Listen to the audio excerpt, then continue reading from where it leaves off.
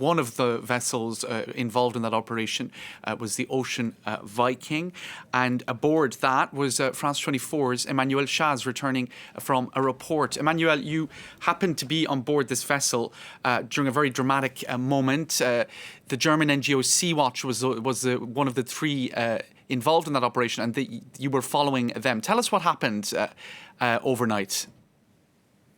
So I'm not on board the ship. I was on board the Ocean Viking in April and May, but I got reports from people on the ship, and I was reporting with Sea-Watch just last week, a few days ago, from the airborne missions. And last night, a dramatic rescue happened in Libyan South Zone with 3 NGO ships. So the Ocean Viking from NGO SOS Méditerranée, Sea-Watch 3 from NGO Sea-Watch, and Nadir, which is a new rescue boat from a rescue ship organization, headed on scene. A wooden boat was sinking last night. The alert had been given by another civil organization, Alarm Phone, and the situation on scene was dramatic. More than 400 people were on that boat.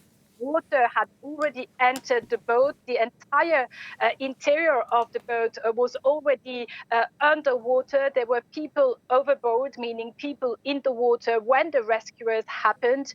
As soon as they could, both the Ocean Viking and the Sea-Watch 3 rescue ships launched their ribs, so the smaller boats that will then transfer people from the sinking boat to the ships, the rescue boats.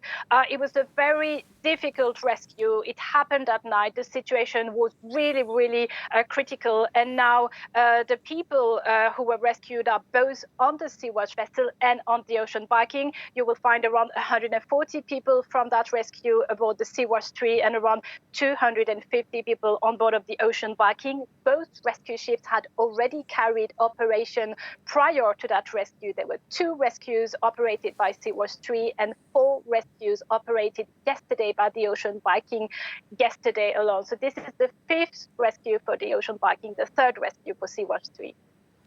And indeed, I suppose it's safe to say without the role of these NGOs, these 400 migrants would almost certainly have perished. Give us a sense of the broader picture right now, Emmanuel. You've been reporting on this issue of migrant crossings and migrant fatalities. It's as poisonous a topic as ever.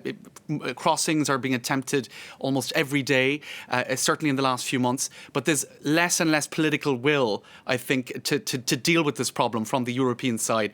So these NGOs that you've been following, do they feel very alone faced with this crisis? Yeah, I think so. I mean, I witnessed it from from inside. Back in April, I witnessed a shipwreck where the Ocean Viking arrived too late. 130 people perished. And, that night, on the 21st of April, there was no assistance, no coordination from the relevant authorities. And since 1974, in fact, there is a legal framework that actually gives a role to states. I mean, states have to provide coordination, assistance, and organization in case of a distress case. And it's not the case right now. It's not systematically the case right now in Central Mediterranean. And it is left to civil organizations to come to the rescue. And that kind of situation, with either big wooden boats with more than, with hundreds of people on board, or smaller boat or rubber boats, those situations happen on a nearly a daily basis. And this year alone, there's more than 3 times the amount of people who died at sea, over 900 people for Central Mediterranean alone. That's 3 times the amount of people who died over the same period of time last year. Very tragic stuff. Thank you for that insight into what has been happening generally, Emmanuel, and also specifically overnight with 400 refugees being rescued by 3 NGOs. Thank you for that.